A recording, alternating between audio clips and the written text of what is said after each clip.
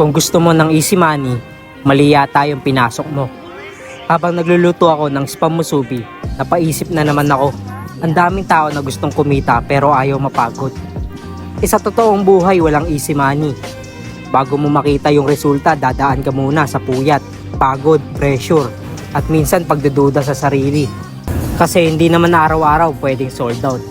Hindi araw-araw malakas ang benta, at lalong hindi araw-araw ganado ka. Pero ang tanong, kikilos ka pa rin ba kahit mahirap? Natutunan ko na minsan, hindi ka agad sinusubukan ng trabaho, kundi ng consistency. Lagi ko nga sinasabi na maraming kaya magsimula, pero hindi lahat kaya magpatuloy. Habang nasa pwesto ako at nakikita kong unti-unting nababawasan yung paninda ko, napapangiti na lang ako. Kasi bawat isa ay may katumbas na pagod at sakripisyo. Tandaan mo, pag gusto mong magbago buhay mo, kailangan mong gawin yung mga bagay na ayaw gawin ng karamihan. Habang tulog sila, baka ikaw nag-iisip pa kung paano kikita. Habang nagrereklamo sila, baka ikaw kumikilos kahit walang kasiguraduhan. Walang easy money, pero may totoong reward para sa mga hindi sumusuko.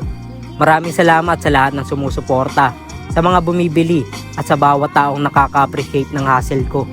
Hindi man mabilis, basta tuloy-tuloy.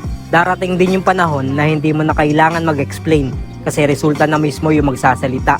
Araw-araw hustling, walang easy money pero tuloy lang. Kung gusto nyo sumabay sa journey ko, follow nyo lang po ako. Kita-kits po tayo sa susunod na episode. Mag-iingat po kayo palagi. Stay positive.